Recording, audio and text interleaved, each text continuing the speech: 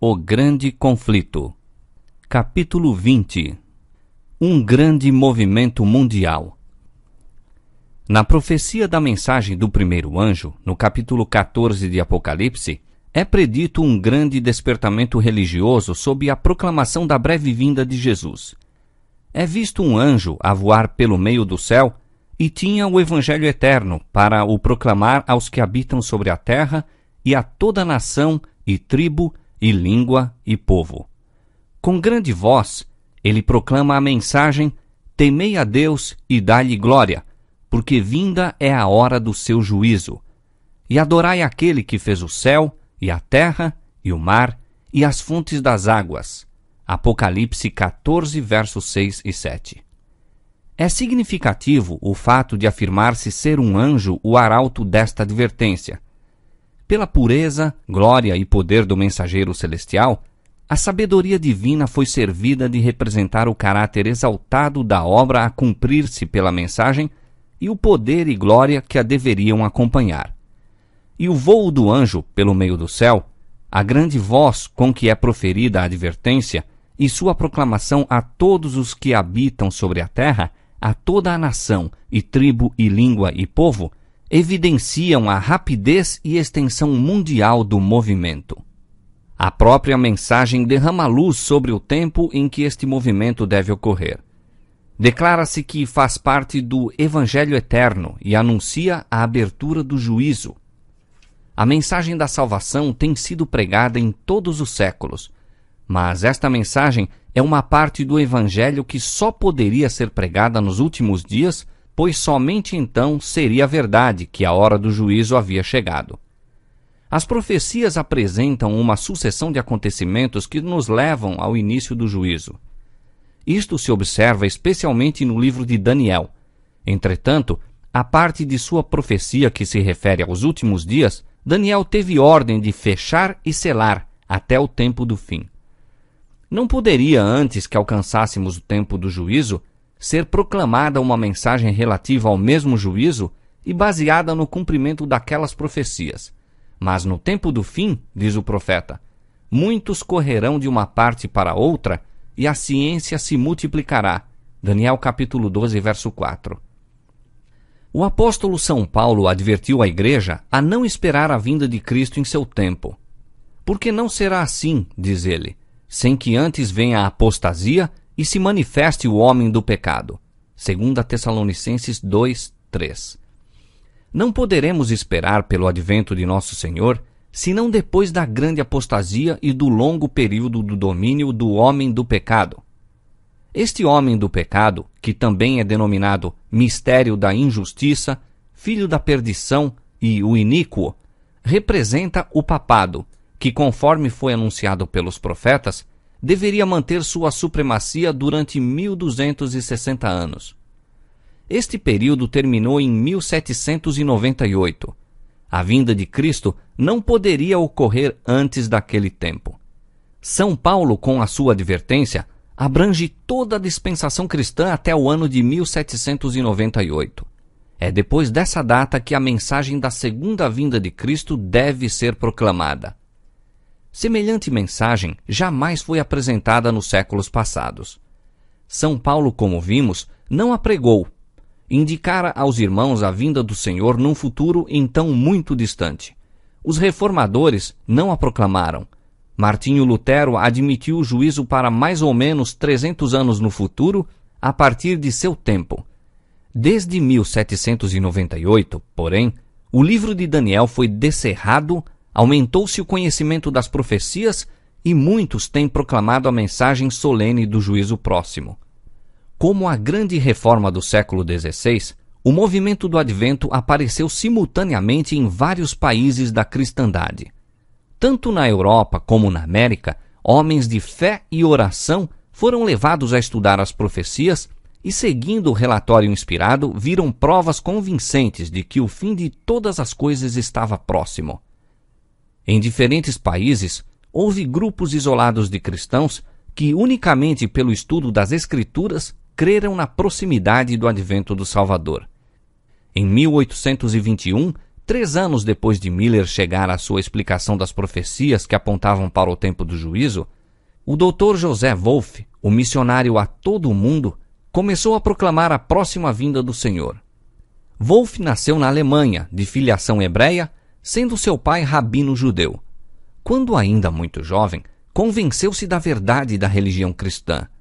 Dotado de espírito ativo e inquiridor, fora ávido ouvinte das conversas em casa do pai, ao congregarem diariamente judeus devotos para recordarem as esperanças e expectativas de seu povo, a glória do Messias vindouro e a restauração de Israel.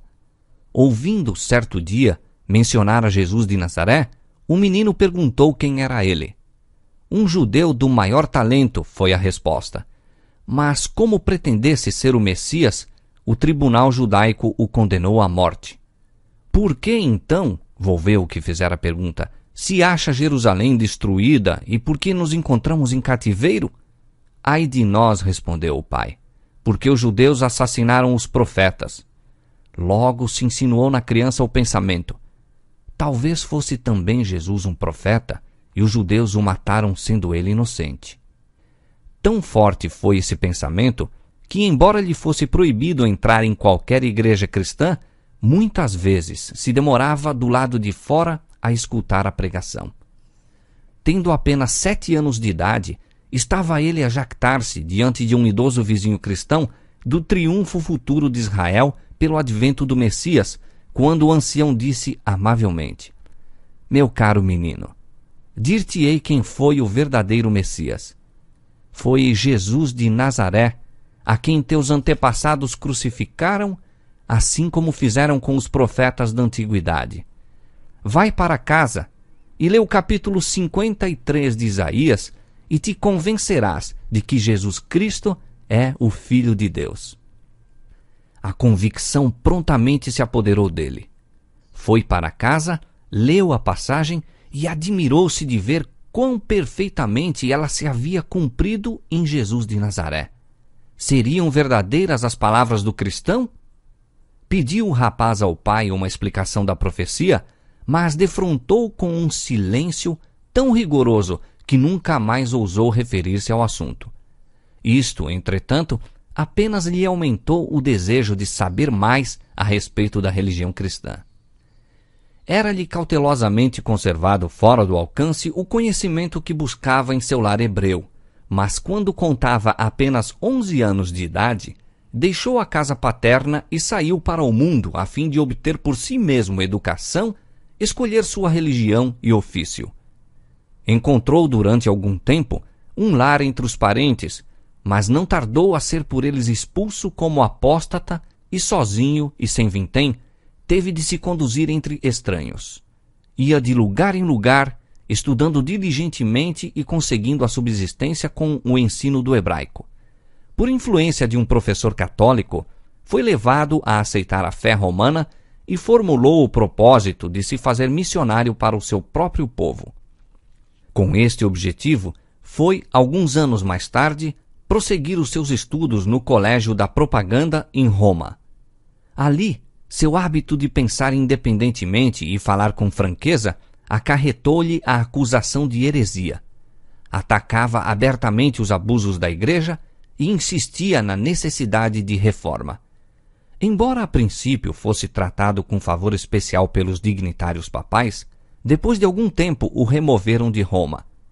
Foi de um lugar para outro, sob a vigilância da Igreja, até que se tornou evidente que nunca poderia ser levado a submeter-se ao cativeiro do romanismo. Declararam-no incorrigível, deixaram-no em liberdade para que fosse onde lhe aprovesse. Encaminhou-se então para a Inglaterra e, professando a fé protestante, uniu-se à Igreja Anglicana. Depois de 2 anos de estudo, se entregou em 1821 à sua missão. Ao mesmo tempo que Wolff aceitava a grande verdade do primeiro advento de Cristo como homem de dores e experimentado nos trabalhos, via que as profecias apresentavam com igual clareza seu segundo advento com poder e glória. E ao passo que procurava conduzir seu povo a Jesus de Nazaré como o prometido, indicar-lhes a sua primeira vinda em humilhação, como sacrifício pelos pecados dos homens, ensinava-lhes também sua segunda vinda como Rei e Libertador. Jesus de Nazaré, o verdadeiro Messias, dizia ele, cujas mãos e pés foram traspassados, que como um cordeiro foi levado ao matadouro, que foi o homem de dores e experimentado em trabalhos, que veio pela primeira vez depois de ser o cetro tirado de Judá e o poder legislativo entre seus pés, virá pela segunda vez nas nuvens do céu e com a trombeta do arcanjo, e estará em pé sobre o Monte das Oliveiras, e aquele domínio sobre a criação que uma vez fora entregue a nosso primeiro pai e por ele perdido, será dado a Jesus. Ele será rei sobre a terra toda. Cessarão os gemidos, as lamentações da criação, e cânticos de louvor e ações de graça serão ouvidos. Quando Jesus vier na glória de seu Pai, com os santos anjos, os crentes que estiverem mortos ressuscitarão primeiro. Isto é o que nós, cristãos, chamamos primeira ressurreição. Então, o reino animal mudará sua natureza e se submeterá a Jesus. Prevalecerá a paz universal.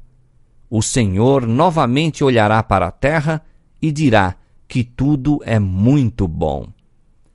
Wolff cria na próxima vinda do Senhor, e sua interpretação dos períodos proféticos colocava o grande acontecimento em muito poucos anos de diferença do tempo indicado por Miller. Aos que insistiam nesta passagem, daquele dia e hora ninguém sabe, que os homens nada devem saber em relação à proximidade do advento, Wolff replicava: disse nosso Senhor que aquele dia e hora nunca deveriam ser conhecidos? Não nos deu ele sinais dos tempos, a fim de que possamos ao menos saber a aproximação de sua vinda, como alguém sabe da proximidade do verão pelo brotar das folhas na figueira? Não deveremos jamais conhecer esse tempo, quando Jesus mesmo nos exorta não somente a ler o profeta Daniel, mas a compreendê-lo? E o mesmo livro de Daniel, em que se diz que as palavras estavam fechadas até o tempo do fim, conforme era o caso em seu tempo, declara que muitos correrão de uma parte para outra, expressão hebraica para significar observar e pensar a respeito do tempo. E a ciência, em relação ao seu tempo, se multiplicará. Demais, nosso Senhor não tem o intuito de dizer com isto que a proximidade do tempo não será conhecida, mas que o dia e hora exatos ninguém sabe. Pelos sinais dos tempos, diz ele, será conhecido o suficiente para nos induzir ao preparo para a sua vinda, tal como Noé preparou a arca.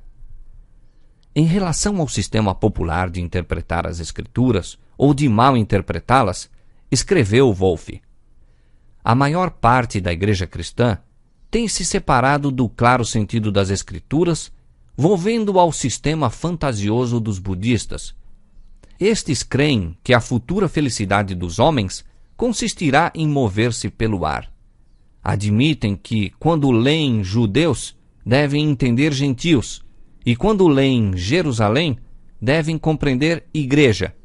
E se fala de terra, significa céu, e pela vinda do Senhor, devem compreender o progresso das sociedades missionárias. E subir ao monte da casa do Senhor significa imponente reunião religiosa dos metodistas. Durante 24 anos, de 1821 a 1845, Wolff viajou extensamente. Na África, visitando o Egito e a Abissínia, na Ásia, atravessando a Palestina, Síria, Pérsia, Bucara e a Índia. Visitou também os Estados Unidos, pregando na viagem para lá, na ilha de Santa Helena. Chegou a Nova York em agosto de 1837 e, depois de falar naquela cidade, pregou em Filadélfia e Baltimore, dirigindo-se finalmente a Washington. Ali, diz ele, por uma proposta apresentada pelo ex-presidente John Quincy Adams em uma das casas do Congresso, concedeu-se-me unanimemente o uso do salão do Congresso para uma conferência que eu pronunciei em um sábado, honrada com a presença de todos os congressistas e também do bispo de Virgínia e do clero e cidadãos de Washington. A mesma honra me foi conferida pelos membros do governo de Nova Jersey e Pensilvânia, em cuja presença fiz conferências sobre minhas pesquisas na Ásia e também sobre o reino pessoal de Jesus Cristo. O Dr. Wolff viajou nos países mais bárbaros, sem a proteção de qualquer autoridade europeia, suportando muitas agruras e cercado de inumeráveis perigos. Foi espancado e sofreu fome, sendo vendido como escravo e 3 vezes condenado à morte. Foi assediado por ladrões e algumas vezes quase pereceu de sede.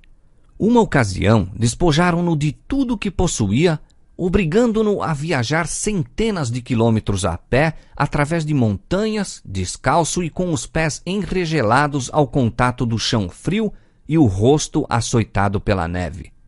Quando advertido pelo fato de ir desarmado entre tribos selvagens e hostis, declarava estar provido de armas, oração, zelo para com Cristo e confiança em seu auxílio.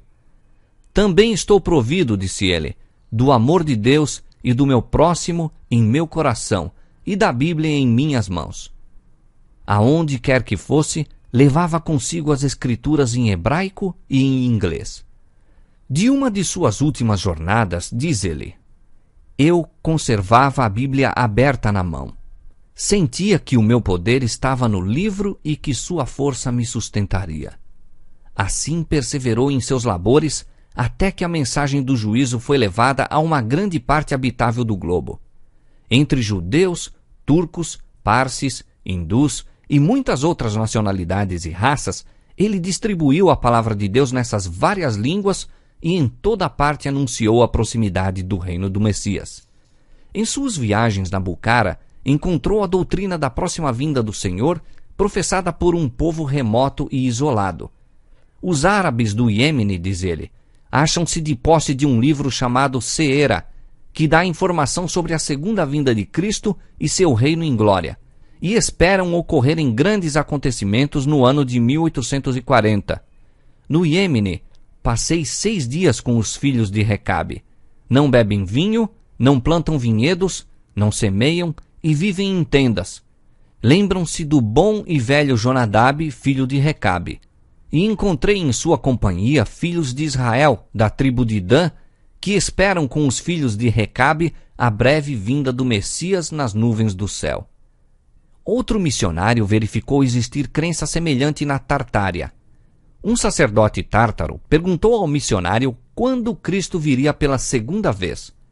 Ao responder o missionário que nada sabia a respeito, o sacerdote pareceu ficar grandemente surpreso com tal ignorância em quem professava ser ensinador da Bíblia e declarou sua própria crença baseada na profecia de que Cristo viria aproximadamente em 1844. Já em 1826, a mensagem do Advento começou a ser pregada na Inglaterra. O movimento ali não tomou forma definida como na América. O tempo exato do Advento não era geralmente tão ensinado, mas proclamava-se vastamente a grande verdade da próxima vinda de Cristo em poder e glória. E isto não somente entre os dissidentes e não conformistas. Morant Brock, escritor, declara que mais ou menos 700 pastores da Igreja Anglicana estavam empenhados na pregação deste Evangelho do Reino. A mensagem que indicava 1844 como o tempo da vinda do Senhor foi também dada na Grã-Bretanha. Publicações sobre o Advento provenientes dos Estados Unidos eram amplamente disseminadas. Livros e revistas reeditavam-se na Inglaterra, e em 1842, Roberto Winter, inglês nato, que recebera na América a fé do Advento, voltou a seu país natal para anunciar a vinda do Senhor. Muitos se uniram a ele na obra, e a mensagem do juízo foi proclamada em várias partes da Inglaterra. Na América do Sul, em meio de desumanidade e artimanha dos padres, Lacunza, jesuíta espanhol, teve acesso às Escrituras e recebeu assim a verdade da imediata volta de Cristo. Constrangido a fazer a advertência e desejando contudo escapar das censuras de Roma, publicou suas ideias sob o pseudônimo de Rabi Ben Israel, representando-se a si mesmo como judeu converso. Lacunza viveu no século XVIII, mas foi aproximadamente em 1825 que seu livro, encontrando acesso em Londres, foi traduzido para a língua inglesa. Sua publicação serviu para aprofundar o interesse que já despertava na Inglaterra pelo assunto do Segundo Advento. Na Alemanha, a doutrina fora ensinada no século XVIII por Bengel, pastor da Igreja Luterana e célebre sábio e crítico da Bíblia. Completando sua educação, Bengel havia se dedicado ao estudo de teologia, a quem o pendor de seu espírito grave e religioso, acentuado e fortalecido pelo seu primitivo ensino e disciplina, naturalmente o inclinava. Como outros jovens de caráter meditativo, antes e depois dele, teve que lutar com dúvidas e dificuldades de natureza religiosa. E ele faz alusão, muito sentidamente, às muitas setas que lhe transpassavam o pobre coração, tornando-lhe a juventude difícil de suportar. Ao tornar-se membro do consistório de Württemberg, advogou a causa da liberdade religiosa. Ao passo que mantinha os direitos e privilégios da Igreja, defendia toda a liberdade razoável aos que se sentiam obrigados, por motivos de consciência, a retirar-se de sua comunhão. Os bons efeitos desta política são ainda sentidos em sua província natal. Foi enquanto preparava um sermão sobre Apocalipse capítulo 21 para o domingo do Advento que a luz da segunda vinda de Cristo raiou no espírito de Bengel. As profecias do Apocalipse desvendaram-se-lhe a compreensão como nunca dantes. Vencido pela intuição da importância estupenda e extraordinária glória das cenas apresentadas pelo profeta, foi obrigado a desviar-se por algum tempo da contemplação do assunto. No púlpito, este se lhe apresentou novamente em toda a sua clareza e poder.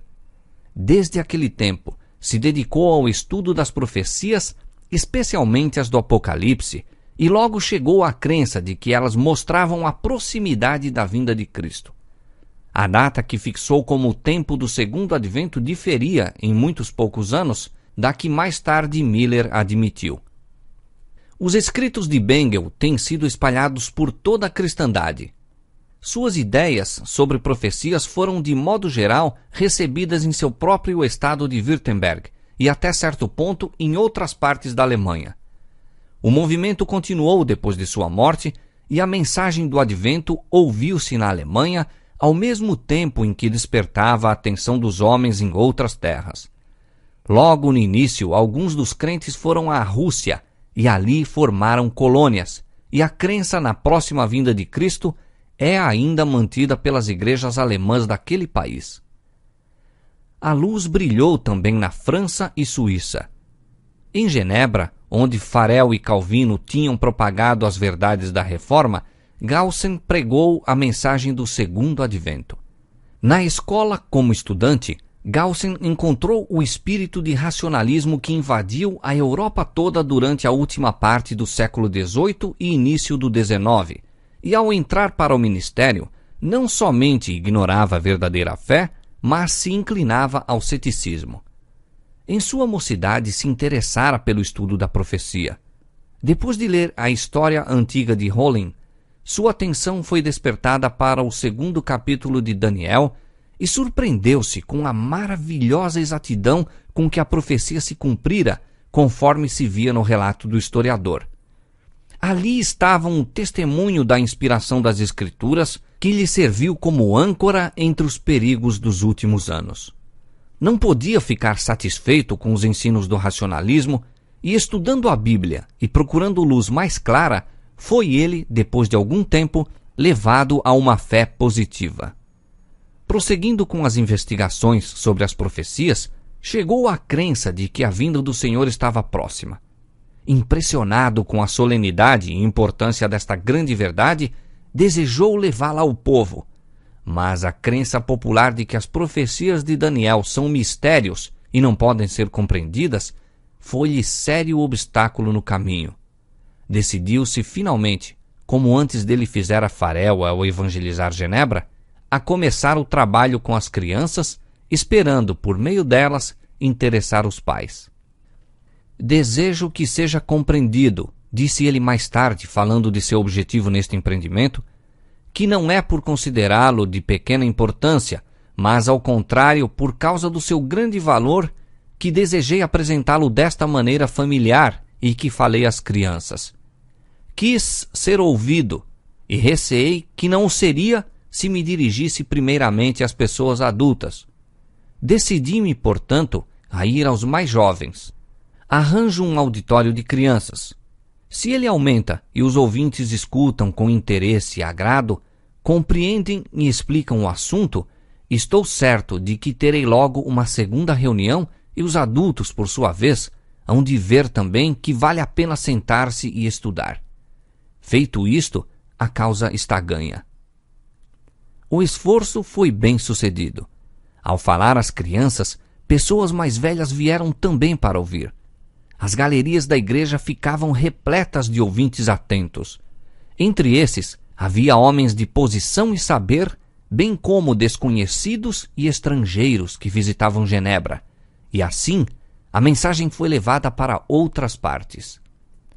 Animado com o êxito, Galsen publicou suas lições esperando promover o estudo dos livros proféticos nas igrejas do povo de língua francesa.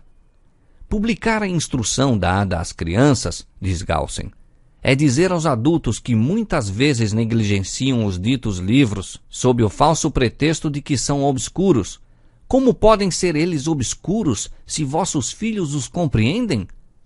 Eu tinha grande desejo, acrescenta ele, de tornar popular, se possível, o conhecimento das profecias em nossos rebanhos. Estudo algum existe, na verdade, que me pareça responder melhor às necessidades do tempo. É por meio dele que devemos preparar-nos para a tribulação próxima e vigiar e esperar por Jesus Cristo.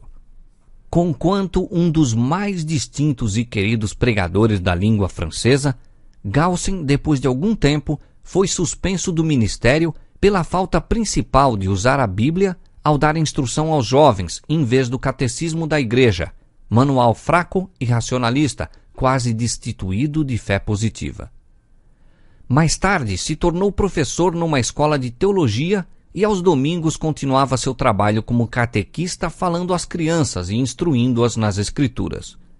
Suas obras sobre as profecias despertaram também muito interesse. Da cátedra de professor, por intermédio da imprensa e pela sua ocupação favorita como mestre de crianças, continuou durante muitos anos a exercer vasta influência, sendo um instrumento a chamar a atenção de muitos para o estudo das profecias que indicavam a próxima vinda do Senhor. Na Escandinávia, também a mensagem do Advento foi proclamada e suscitou grande interesse. Muitos despertavam do descuidoso sentimento de segurança para confessar e abandonar seus pecados, buscando perdão em Cristo. O clero da Igreja do Estado, porém, opôs-se ao movimento e, por meio de sua influência, alguns que pregavam a mensagem foram lançados na prisão. Em muitos lugares onde os pregadores da próxima vinda do Senhor foram desta maneira silenciados, Deus se serviu em enviar a mensagem de um modo miraculoso por meio de criancinhas. Como fossem menores, a lei do Estado não as poderia proibir e foi-lhes permitido falar sem serem molestadas. O movimento ocorreu, principalmente, entre as classes mais humildes, e o povo reunia-se nas modestas moradas dos trabalhadores para ouvir a advertência. Os mesmos pregadores infantis eram na maior parte habitantes pobres de cabanas. Alguns deles não tinham mais de 6 ou 8 anos de idade. E ao mesmo tempo que sua vida testificava que amavam o Salvador e procuravam viver em obediência aos santos mandamentos de Deus, manifestavam de ordinário apenas habilidade e inteligência que geralmente se vêem nas crianças daquela idade.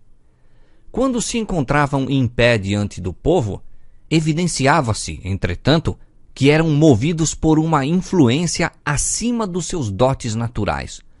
O tom da voz e as maneiras se transformavam e, com poder solene, faziam a advertência do juízo, empregando as próprias palavras das Escrituras. Temei a Deus e dá-lhe glória, porque vinda é a hora do seu juízo. Reprovavam os pecados do povo, não somente condenando a imoralidade e o vício, mas repreendendo o mundanismo e a apostasia, admoestando os ouvintes a que fugissem apressadamente da ira vindoura. O povo ouvia com tremor. O Espírito convincente de Deus falava-lhes ao coração. Muitos eram levados a investigar as Escrituras com novo e mais profundo interesse. Os intemperantes e imorais corrigiam-se, outros abandonavam as práticas desonestas e fazia-se uma obra tão assinalada que mesmo pastores da igreja do Estado eram obrigados a reconhecer que a mão de Deus estava no movimento. Era vontade de Deus que as novas da vinda do Salvador fossem dadas nos países escandinavos. E quando silenciou a voz de seus servos, pôs ele seu espírito sobre as crianças para que a obra pudesse cumprir-se. Quando Jesus se aproximava de Jerusalém, acompanhado das multidões jubilosas que, com brados de triunfo e agitação de ramos de palmeiras, o aclamavam como filho de Davi, os invejosos fariseus apelaram para ele a fim de que as fizesse silenciar.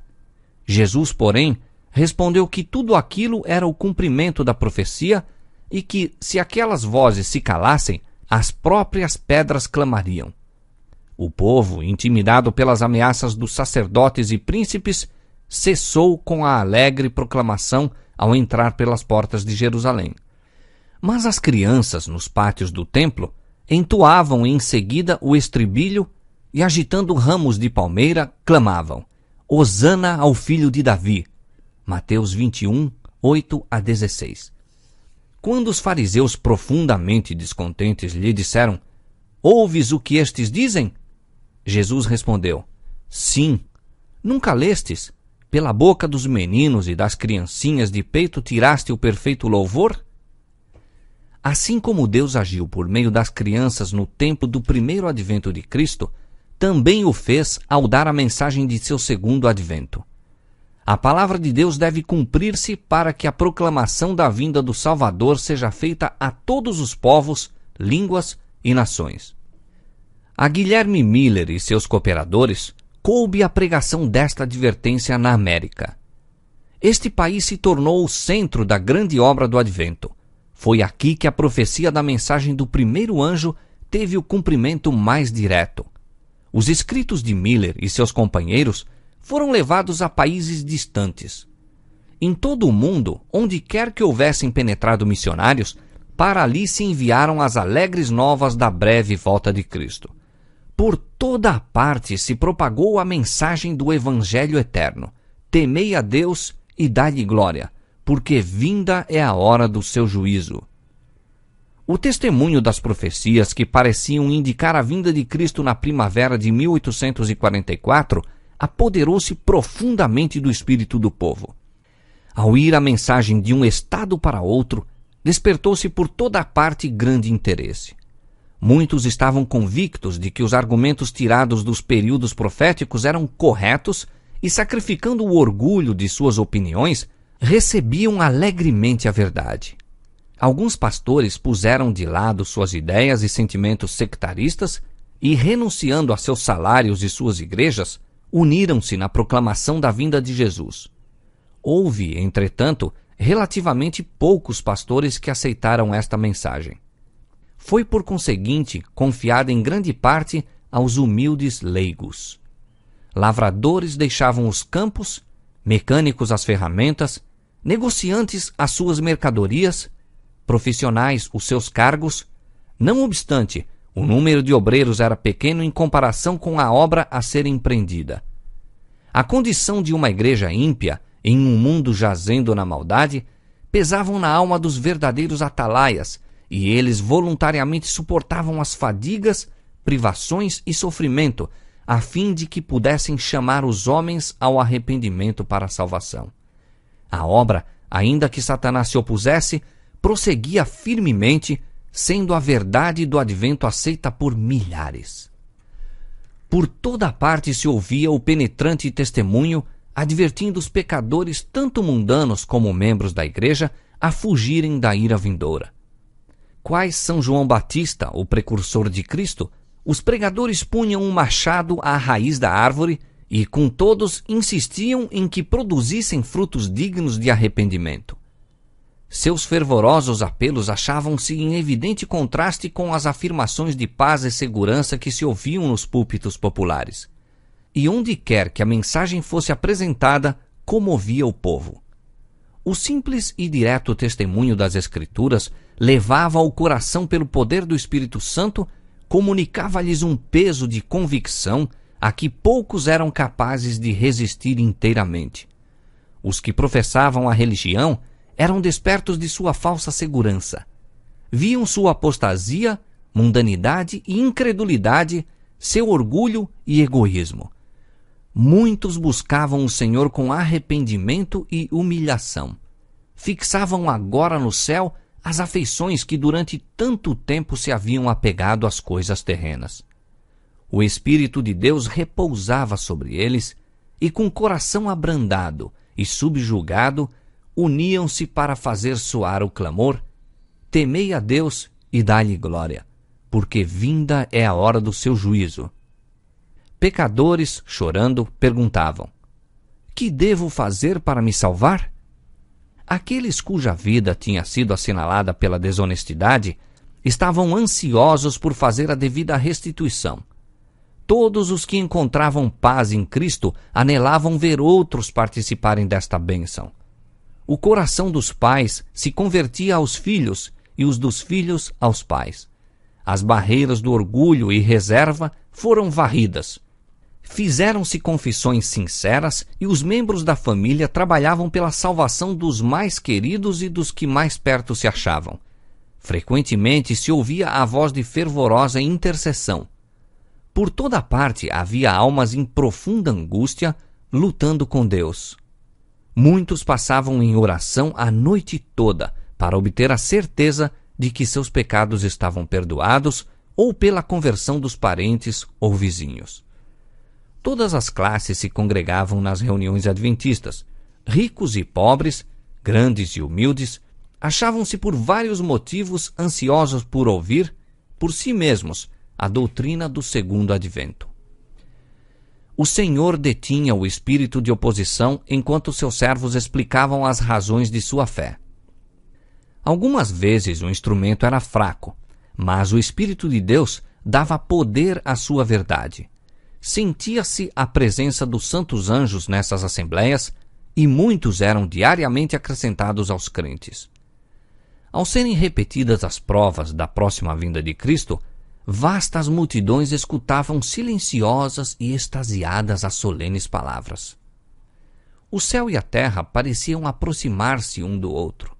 O poder de Deus se fazia sentir em velhos e jovens e nos de meia idade.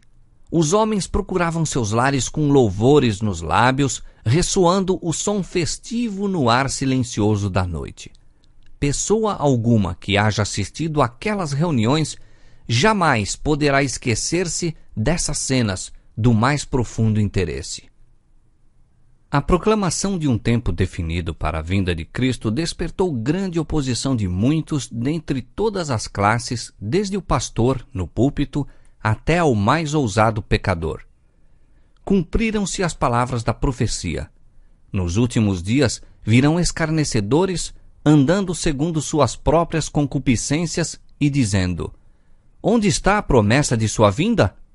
Porque desde que os pais dormiram, todas as coisas permanecem como desde o princípio da criação. 2 São Pedro, capítulo 3, versos 3 e 4.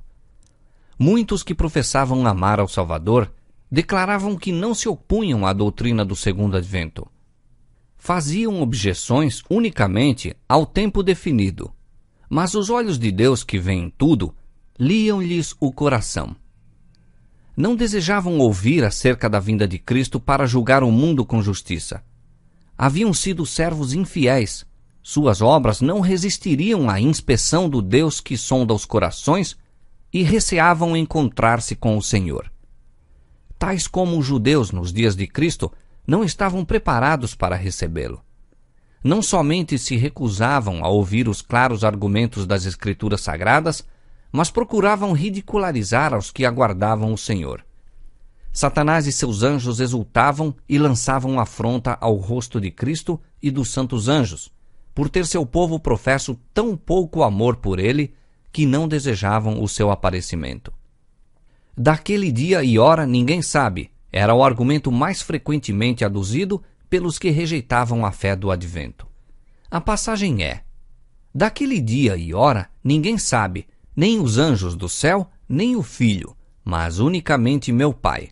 Mateus capítulo 24, verso 36. Uma explicação clara e harmoniosa desta passagem era apresentada pelos que aguardavam o Senhor, e o emprego errôneo que da mesma faziam seus oponentes foi claramente demonstrado. Estas palavras foram proferidas por Cristo na memorável conversação com os discípulos no Monte das Oliveiras, depois que ele, pela última vez, se afastou do templo. Os discípulos haviam feito a pergunta: que sinal haverá de tua vinda e do fim do mundo? Jesus lhes deu sinais e disse: quando virdes todas estas coisas, sabei que ele está próximo, às portas. Mateus 24, versos 3 e 33. Não se deve admitir que uma declaração do Senhor destrua a outra. Conquanto ninguém saiba o dia ou a hora de sua vinda, somos instruídos quanto à sua proximidade e isto nos é exigido saber. Demais, é-nos ensinado que desatender à advertência ou recusar saber a proximidade do advento do Salvador ser-nos-á tão fatal como foi aos que viveram nos dias de Noé o não saber quando viria o dilúvio. E a parábola, no mesmo capítulo, põe em contraste o servo fiel com o infiel e dá a sentença ao que disse em seu coração: o meu Senhor tarde virá. Mostra sob que luz Cristo olhará e recompensará os que encontrar vigiando e pregando sua vinda, bem como os que a negam. Vigiai, pois, diz ele, bem-aventurado aquele servo que o Senhor, quando vier, achar servindo assim. Mateus capítulo 24, versos 42 a 51. Se não vigiares, virei sobre ti como um ladrão, e não saberás a que hora sobre ti virei. Apocalipse capítulo 3, verso 3. São Paulo fala de uma classe para a qual o aparecimento do Senhor há de ser surpresa. O dia do Senhor virá como o ladrão de noite, pois que quando disserem: há paz e segurança, então lhe sobrevirá repentina destruição, e de modo nenhum escaparão. Mas ele diz aos que atendem à advertência do Salvador: vós, irmãos, já não estáis em trevas para que aquele dia vos surpreenda como um ladrão, porque todos vós sois filhos da luz e filhos do dia. Nós não somos da noite nem das trevas. 1 Tessalonicenses capítulo 5, versos 2 a 5. Mostrou-se assim que as Escrituras não oferecem garantia aos homens que permanecem em ignorância com relação à proximidade da vinda de Cristo. Aqueles, porém, que unicamente desejavam uma desculpa para rejeitar a verdade, fechavam os ouvidos a esta explicação, e as palavras "daquele dia e hora ninguém sabe" continuaram a ser repetidas pelos audaciosos escarnecedores e mesmo pelos professos ministros de Cristo.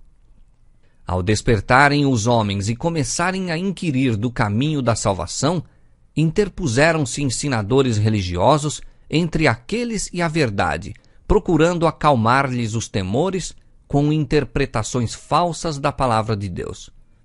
Infiéis atalaias uniram-se na obra do grande enganador, clamando: paz, paz, quando Deus não havia falado de paz.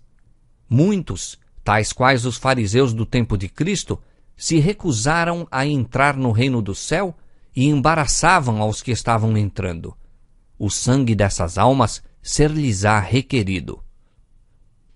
Os mais humildes e devotos nas igrejas eram geralmente os primeiros a receber a mensagem. Os que estudavam por si mesmos a Escritura Sagrada não podiam deixar de ver o desacordo das opiniões populares com os textos sagrados referentes à profecia. Onde quer que o povo não fosse dirigido pela influência do clero, onde quer que por si mesmos investigassem as Escrituras, a doutrina do advento precisava apenas ser comparada com as Escrituras para estabelecer-se-lhe a autoridade divina. Muitos eram perseguidos por seus irmãos descrentes. Alguns, a fim de conservar sua posição na igreja, resolveram não falar a respeito de sua esperança. Outros, porém, sentiam que a lealdade para com Deus não lhes permitia ocultar desta maneira as verdades que ele lhes confiara. Não poucos foram separados da comunidade da igreja unicamente pelo motivo de exprimirem sua crença na vinda de Cristo. Muito preciosas se tornaram, aos que suportavam esta prova de fé, as palavras do profeta: vossos irmãos que vos aborrecem e longe de si vos separam por amor do meu nome, dizem: glorifique-se o Senhor. Porém, aparecerá para a vossa alegria e eles serão confundidos. Isaías capítulo 66, verso 5. Anjos de Deus observavam com o mais profundo interesse o resultado da advertência. Quando houve uma rejeição geral da mensagem por parte das igrejas, afastaram-se os anjos com tristeza. Muitos havia, porém, que ainda não tinham sido provados quanto à verdade do advento. Muitas pessoas eram transviadas por maridos, esposas, pais ou filhos, e fazia-se-lhes crer que era pecado até mesmo o escutar as heresias pregadas pelos adventistas. Os anjos de Deus receberam ordem de velar fielmente por aquelas almas, pois outra luz, procedente do trono de Deus, deveria ainda resplandecer sobre elas. Com inexprimível desejo, os que haviam recebido a mensagem aguardavam a vinda do Salvador. O tempo em que esperavam encontrar-se com ele estava às portas. Com calma e solenidade, viam aproximar-se a hora. Permaneciam em doce comunhão com Deus, como que antegozando a paz que desfrutariam no glorioso porvir. Pessoa alguma que haja experimentado esta confiante esperança poderá esquecer-se daquelas preciosas horas de expectativa. Algumas semanas antes do tempo, as ocupações seculares foram, em sua maior parte, postas de lado. Como se estivessem no leito de morte e devessem dentro de poucas horas cerrar os olhos às cenas terrestres, os crentes sinceros examinavam cuidadosamente todos os pensamentos e emoções de seu coração. Não houve confecção de vestes para a ascensão. Todos sentiam, porém, a necessidade de evidência íntima de que estavam preparados para encontrar-se com o Salvador. Suas vestes brancas eram a pureza da alma, o caráter purificado do pecado pelo sangue expiatório de Cristo. Oxalá ainda houvessem entre o povo professo de Deus o mesmo espírito de exame de coração, a mesma fé ardorosa e resoluta. Houvessem eles desta maneira continuado a humilhar-se perante o Senhor, a instar com suas petições no propiciatório, e estariam de posse de uma experiência muito mais rica do que aquela que ora possuem. Há muito pouca oração, muita falta de verdadeira convicção do pecado, e a ausência de uma fé viva deixa a muitos destituídos da graça tão ricamente provida por nosso Redentor. Deus intentara provar o seu povo. Sua mão ocultou um erro no cômputo dos períodos proféticos. Os adventistas não descobriram esse erro. Tampouco foi descoberto pelos mais instruídos de seus oponentes. Estes últimos diziam: vossa contagem dos períodos proféticos é correta. Qualquer grande acontecimento está prestes a ocorrer, mas não é o que o Sr. Miller prediz. É a conversão do mundo e não o segundo advento de Cristo. Passou-se o tempo de expectação e Cristo não apareceu para o libertamento de seu povo. Os que com fé e amor sinceros haviam esperado o Salvador experimentaram amargo desapontamento. Todavia, os propósitos de Deus se cumpriam. Estava ele a provar o coração dos que professavam estar à espera de seu aparecimento. Muitos havia entre eles que não tinham sido constrangidos por motivos mais elevados do que o medo. A profissão de fé não lhes transformara o coração nem a vida. Não se realizando o acontecimento esperado, Declararam essas pessoas que não se achavam decepcionadas. Nunca tinham crido que Cristo viria. Contavam-se entre os primeiros a ridicularizar a tristeza dos verdadeiros crentes. Mas Jesus e toda a hoste celestial olhavam com amor e simpatia para os provados e fiéis, embora decepcionados. Pudesse descerrar-se o véu que separava o mundo visível do invisível, e ter-se-iam visto anjos aproximando-se daquelas almas constantes, escudando-as dos dardos de Satanás. Anjos aproximando-se daquelas almas constantes, escudando-as dos dardos de Satanás.